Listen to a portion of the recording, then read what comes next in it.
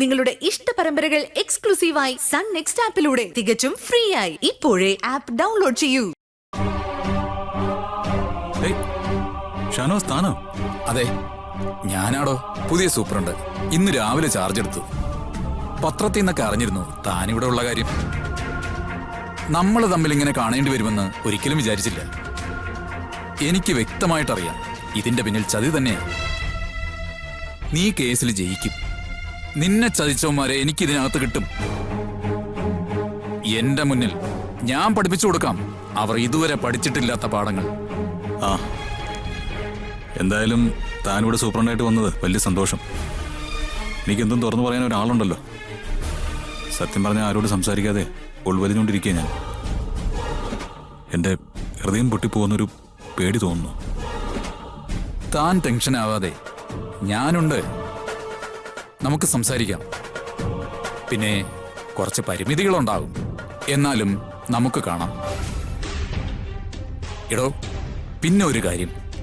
എന്താണ്? ഇവിടെ ജയിലിൽ നിന്റെ നേർക്കൊരു ആക്രമണം നടക്കാനുള്ള സാധ്യതയുണ്ട്. സത്യം പറഞ്ഞ ചാർജ് എടുത്ത ദിവസം തന്നെ ഇങ്ങനെ ഒരു വാർത്ത അറിയിക്കാൻ ബുദ്ധിമുട്ടുണ്ട്. അതൊന്നും സാരമില്ല. ആയിക്കോട്ടെ, എന്തു വേണോ ആയിക്കോട്ടെ. എനിക്കിപ്പോൾ ജീവിക്കണമെന്നും മരിക്കണമെന്നൊന്നും പ്രത്യേകിച്ച് താല്പര്യമില്ല. ജീവിക്കണമെങ്കിൽ ജീവിക്കാം, മരിക്കണമെങ്കിൽ മരിക്കാം. എന്തിനും ഞാൻ തയ്യാറാണ്. എന്തിനാ നീ അങ്ങനെയൊക്കെ ചിന്തിക്കുന്നേ? എടോ, ഇപ്പോഴത്തെ ആലോചനകൾ ആ രീതിയില്ല. ആ, എന്തായാലും ഓക്കെ. മനസ്സിനൊരു മരവിപ്പാ ഷാനവാസേ. ജീവിക്കാനൊരു ആശ തോന്നുമ്പോഴല്ലേ ഏത് കാര്യത്തിലും നമുക്കൊരു ഉന്നം വരൂ. ഇത് മൊത്തത്തിലൊരു മരവിപ്പാ. ചിലപ്പോൾ തോന്നും അങ്ങനെ വിഷമിച്ചിരിക്കാൻ പാടില്ല എന്ന്. നമ്മൾ പോസിറ്റീവായിട്ട് ചിന്തിച്ച് മുന്നോട്ട് പോകണമെന്ന്. ചിലപ്പോൾ തോന്നും ഇനി ഒന്നും വേണ്ട, യാത്ര കഴിയാറായി, ഇനി എവിടെയെങ്കിലും വീണ് കിടന്ന് വിശ്രമിക്കാമെന്ന്. താൻ ഡിപ്രസ്ഡ് ആകാതെ ഫ്രഷ് ആയിട്ടിരിക്കടോ പ്ലീസ്. ഇല്ല ഷാനവാസേ, മനസ്സിനൊരു ബലം കിട്ടുന്നില്ല. ഞാൻ അനുഭവിച്ച പോലൊരു ചതി അത് തനിക്ക് വരണം. എടോ, എനിക്ക് സമയം ഒട്ടുമില്ലാതിരുന്നിട്ടും ആ കുട്ടിയുടെ അവസ്ഥ കണ്ടിട്ടാ കേസ് ഏറ്റെടുക്കാൻ തീരുമാനിച്ചത്. അപ്പം നമ്മളെന്താ കരുതുക? കേസ് ജയിക്കും. ഒരു സാധു കുട്ടിക്ക് ഇങ്ങനെ ഒരു സഹായം ചെയ്തതിൽ നമുക്കൊരു തൃപ്തി കിട്ടും. ആ കുട്ടിയും ബന്ധുക്കളും നമ്മളെ പ്രശംസിക്കും, അവരുടെ ആദരവ് കിട്ടും. അങ്ങനെയൊക്കെയല്ലേ? പക്ഷെ സംഭവിച്ചതോ അപ്രതീക്ഷിതമായ ആക്രമണം. അത് കഴിഞ്ഞ് വീട്ടിലെത്തുമ്പോൾ അവളുടെ പത്രസമ്മേളനം. ഞാൻ അവളെ ചതിച്ചു എന്ന്. രണ്ട് കാര്യങ്ങൾ ചെയ്യാനാ അപ്പം എനിക്ക് തോന്നിയത്. ഒന്നുകിൽ ആത്മഹത്യ, അല്ലെങ്കിൽ നേരിട്ട് ചെന്ന് അവളെ കൊല്ലുക. പക്ഷേ പിന്നീട് എനിക്ക് മനസ്സിലായി ഞാനൊരു ശരാശരിക്കാരനാണെന്ന്. മരിക്കാനും പേടി, കൊല്ലാനും പേടി. അതുകൊണ്ട് തന്നെ ഞാൻ ഉറങ്ങിക്കിടക്കുമ്പോൾ ഒരാളെന്നെ കൊല്ലുകയാണെങ്കിൽ സന്തോഷം. മരണത്തെ പേടിക്കണ്ടല്ലോ. നീ ഇങ്ങനെ ഡിപ്രഷൻ അടിക്കില്ലേ അർജുൻ? എടോ, ഞാൻ സത്യം പറയുന്നതാ, അല്ലാതെ ഡിപ്രഷൻ അടിക്കുന്നൊന്നുമല്ല. എനിക്ക് സത്യം പറഞ്ഞാൽ ജീവിച്ചു മടുത്തു. പക്ഷേ ഭൂമിയിൽ നിന്ന് ചുമ്മാതങ്ങ് പോകാൻ പറ്റില്ലല്ലോ.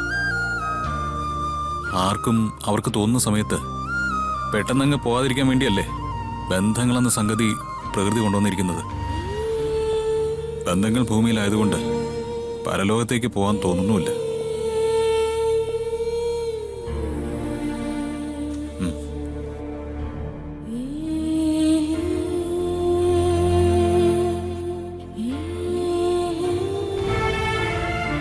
പൂജ വരാറായില്ലേ മോളെ? ഉടനെ എത്തും അമ്മേ. എനിക്കെന്തോ വലിയ പ്രയാസം പോലെ മോളെ. അല്ല, കൃഷ്ണമോളുടെ നൂലുകെട്ട് അതൊരു ഉത്സവം പോലെ കൊണ്ടാടേണ്ടതല്ലായിരുന്നോ? കാര്യങ്ങളൊക്കെ അമ്മയ്ക്ക് അറിയാലോ. ഇനിയിപ്പൊ അതിനെക്കുറിച്ചൊന്നും പറയണ്ട അമ്മേ. പൂജ കാര്യങ്ങൾക്ക് മുന്നിട്ടിറങ്ങിയത് ഒരു സന്തോഷം തന്നെയാ. എന്നാലും ഇടയ്ക്ക് ആ ജോത്സ്യന്റെ വാക്കുകൾ കാതിൽ എങ്ങനെ മുഴങ്ങും? ഒന്നും ഓർക്കണ്ട അമ്മേ. വെറുതെ എന്തിനാ അമ്മ വിഷമം കൂട്ടുന്നത്?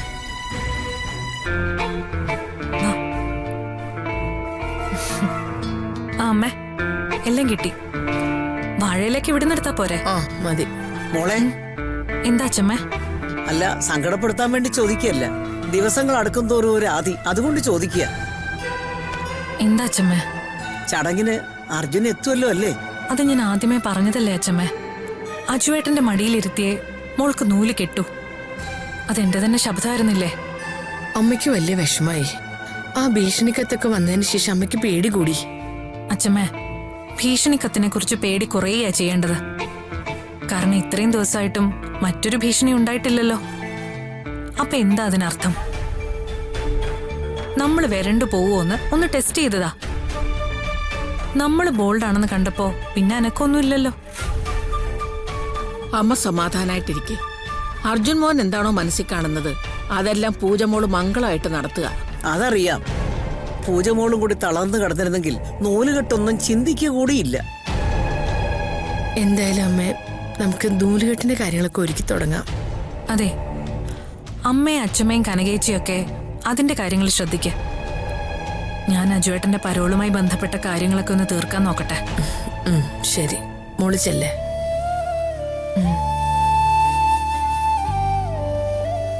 അമ്മേ, പൂജ മോളോട് ഇനി വിഷമം ഉണ്ടാക്കുന്ന കാര്യങ്ങളൊന്നും സംസാരിക്കണ്ട. അത് നേരാ. മനസ്സിടിഞ്ഞു പോയാൽ പിന്നെ ഒരു കാര്യത്തിന് ഒരു ഉത്സാഹവും വരില്ല. എല്ലാം ചടങ്ങിന് വേണ്ടി ചെയ്യുന്നത് പോലെ ആയിപ്പോവും. എനിക്കറിയാം. പക്ഷെ ചില സമയത്ത് വല്ലാത്ത ഓരോ ആലോചനകൾ കയറി വരും. അപ്പോഴാ മനസ്സ് കൈവിട്ടു പോകുന്നത്. എല്ലാം ശരിയാവും അമ്മേ. ഈ വീട്ടിൽ നല്ല ദിവസങ്ങൾ വരും.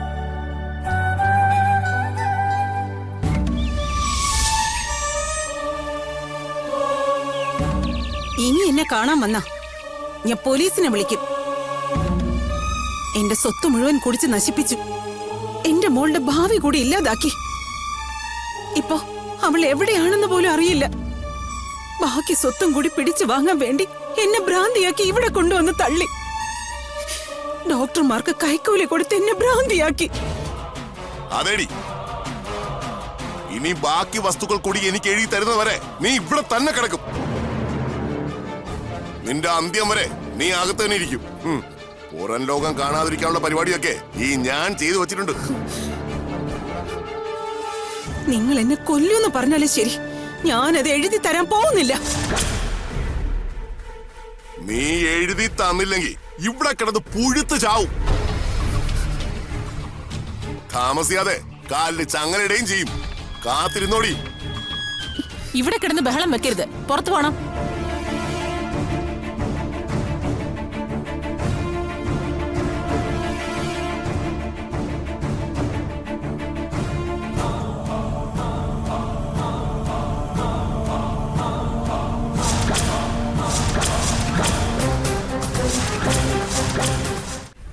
ഓഹോ, പുതിയ ബന്ധക്കാരൊക്കെ വന്നു തുടങ്ങിയല്ലേ? അഡ്വക്കേറ്റ് നന്ദഗോപൻ സാറേ, അവളെ കൊണ്ടുപോയിക്കോ. എനിക്ക് സന്തോഷം തന്നെ. പക്ഷേ കുറച്ച് കാശ് തരേണ്ടി വരും. കാശ് തന്നാ ഡിവോഴ്സ് വാങ്ങിയാ മാർത്തരാം. എന്ത് ചെയ്യണമെന്ന് എനിക്കറിയാം. ഇയാളുടെ ഉപദേശമൊന്നും വേണ്ട.